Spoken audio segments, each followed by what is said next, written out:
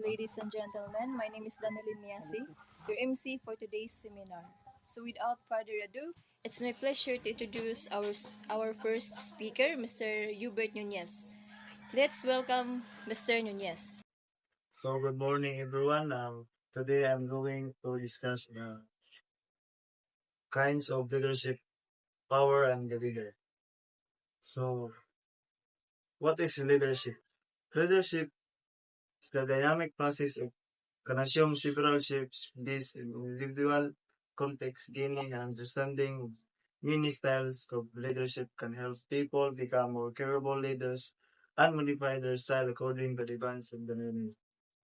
So here are the types of the leadership. First, is the transactional leadership. Second, transformational leadership, undemocratic leadership, and last is the autocratic leadership. So, what is transactional leadership? Transactional leadership is the trading of incentives and penalties for output. This type of leadership focuses on group performance, monitoring, and organization. So, on transactional leadership, muna ang mga klase sa leader na pag-base sa ilang punish sa ilang mga errors. Kana sila yung mga penalty. The next is transformational leadership. Transformational leadership are inspired and motivate and deliver extraordinary results. These leaders usually have distinct vision, are skilled in communicating it, and can inspire others to support it. So, ang transformational leadership, like, opposite niya sa transactional leadership. Kaya ang transformation na motivate siya kaya mga swimming girls. Really, sit down. So, next is the democratic leadership. Democratic leadership involves team members with the decision-making process, fostering actions, close ownership among the group. So, ang democratic leadership, sila na yung paminaw sa mga ilang mga ka-member na leader.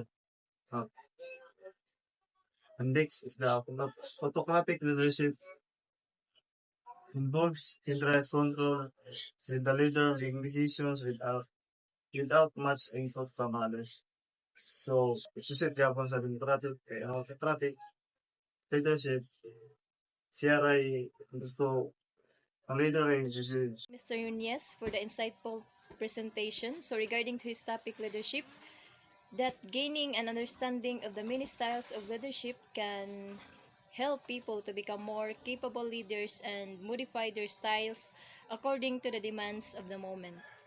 So let's move on to our next presenter, Mr. Marco Anthony Abayan. So, good day, sir, and good day, everyone. Today, I'm going to discuss my topic, theories of leadership. So, this topic, the objective of this topic is to understand the concept of leadership and to classify the theories of leadership.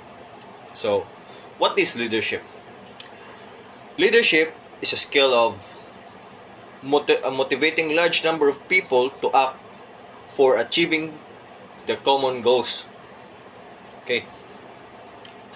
Next is there are basically 5 theories of leadership. I only choose 5 because daghan man ang kuan sa theories of leadership.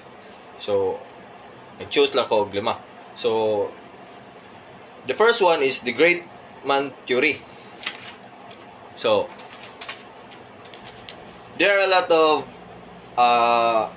the great man theory is based on the following assumptions. So tuod daghan ni siya assumptions is mo ni siya ang unang assumption is leaders are born not made. So ang mga leaders ko kuan ni siya kanang pagkaanak na gay niya pagkadako anak bali nanagid niya kuan gid siya nga lead kani siya nga person is compatible gyud siya for leading ana. So o ba na ni inherent na jud na sila ana, inherent ilahan na gid ba. So kanisad ang kaning sa theory nasa theory si kuan buta to kani si nasa ingon si kuan si Herbert Spencer nga ang society kuno moy makes man leaders. So it is not the fact nga ang great man makes leaders by their inherent. So kuning giingon nga dili kuno ang dili ang great man moy magbuhat sa mga leaders mga inherent mo na iha theory kundi ang society na siya. So moving on ta sa trait theory. So leaders have specific traits and personality which dito sa kuan sa trait theory. So muna siya, leaders have specific traits and personality which makes them different from. Thank you, Mr. Abayan, for the insightful topic of theories about leadership. So, leadership is a skill of motivating large number of people to act for achieving a common goal in an organization. So, let's move on to another presenter, Miss Crystal Jane Basarte, with the topic New Organization Design. Good day everyone. So this is my topic, new organizations design. So there's is my objectives, definitions of new organizations design, benefits of new organizations design, key elements of new organizations design, challenges and considerations. So first is introduction. Into this rapidly evolving business landscape, organizations are constantly challenged to adapt to new market dynamics, technological advancements, and changing consumers' preferences as a result. Traditional organizational, these discussions aims to explore the concept of new organizations design and its applications for modern business. So this is example demonstrate how new organizations design concepts can help business. So ang pagkuan dayani niya is paspas ang pagkuan sa usa ka business naton-awon pud nato ang kaabtik sa collaboration. So dapat mo collab ang gid ta sa para kuan sa organization. So definitions of new organizations design. New organizations design refers to the restructuring of traditional organizational models to better align with the demands of the contemporary business environment. So ang example dayani is ang kuan sa new organization design is mga bag-ong disenyo sa organization. Ang example ani kay usa ka company nga nagkuan og mga online or and clothing retail para sa nang online selling. So magkuan gid. So key elements of new organizations design. So flat hierarchies, traditional top-down hierarchies, and being replaced with flatter structures that promote faster decision-making and power employees at all levels. So ang kuan dayani niya is one of the most example sa flat hierarchy is organization is kanang adunay daghan nga nagkalalain nga position nga classified to flat organization because employee can move up or down under a few layers in the management structures. This allows for faster communication and decision making. So dapat paspas gid ang pagplano nato para makakuan ta ani. So cross-functional functions teams is instead of department silos, organizations are embracing cross-functional teams that bring together individuals. So ang kuan ni ang cross-functional teams is. Thank you, Ms. Basarte, for the insightful presentation. So, regarding to her topic about organization design, in today's evolving business, organizations are constantly challenge to adapt new market dynamics, technological advancements, and changing consumer preferences. So, let's move on to another presenter, Mr. Adrian Moania, with the topic Techniques in Group Decision Making. Good afternoon, sir. Today I will be discussing the techniques in group decision making. So first, what is group decision making? Group decision making is a process where a group of individuals are brought together in an effort to choose the best people, course of action, or solution from among various alternatives. Anong importante man kayo ang group decision making? Here are some reasons why it's so important. The first one is diversity of ideas and perspectives. 2. Shared responsibility, enhance problem solving, improve communication, building consensus and commitment, and learning opportunity. So now I will be introducing you the techniques of group decision making. So the first one is brainstorming. Brainstorming is a creative problem-solving technique that involves the spontaneous contribution of ideas from all members of a group. So, nakasabot naman siguro daling brainstorming, no? Kay, kuhan naman yung kaya, sabtan naman eh, kay, for example, ganang magtabok-tapok mo. Yeah, siyempre, magpasahay mo ganun mo ideas para mapunik ka ram. So, the second one is nominal group technique o NGT. The nominal group technique is a structured method for group brainstorming that encourages all participants to have an equal say.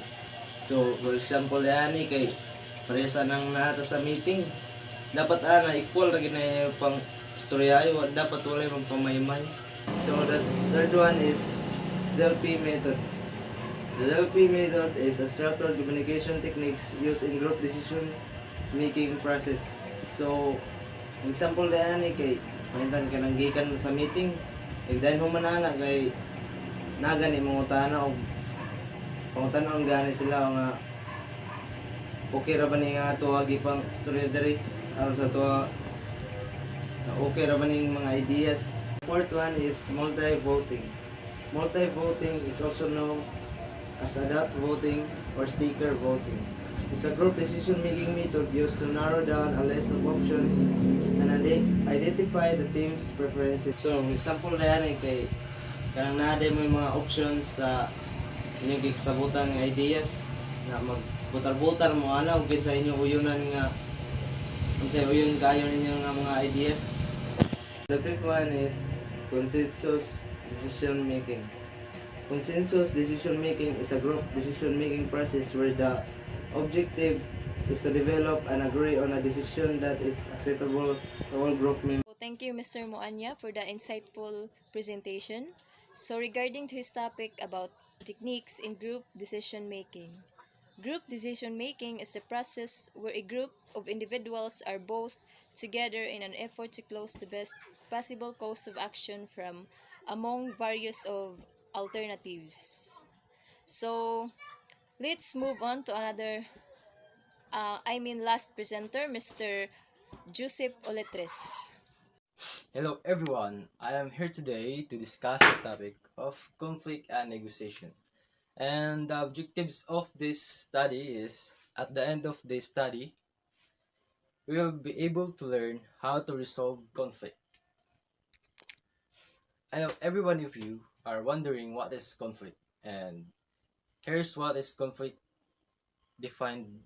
Conflict is defined as the disagreement or tension of two or more parties due to differences, interests, and values in life. So, what is conflict? So, since naging types of conflict, ako ang i-discuss sa inyo kay ang pinaka-common nga conflict diri sa first conflict kay kanang sa West Philippine Sea, ang atong gira between China. So, grabe kayo ang tension sa West Philippine Sea kay dili man mo biya ang China sa kanang ato ang Ayungin Shoal kay ila man i-claim nga sila mo yung nga dapat mo claiman ng island. So since makita man nato sa balita nga ang ato ang mga coast guard kay ilang water cannon, so it will create conflict between the two countries. Nga, since we're talking about conflict may resulted from first poor communication. Wag tarong communication ang mga person. Siyempre, it will create conflicts. And okay, second is lack of openness. Og dili gini mo i-open up ang imong gibati. Siyempre, magkabugat na siya og pwede na siya mag-result og grabe nga conflict between. Thank you, Mr. Oletres, for your insightful and knowledgeable presentation. So, regarding to his topic about conflict and negotiation, so there are 4 basic third-party rules, which is mediator, arbitrator, conciliator, and last, consultant. And that's all. Thank you.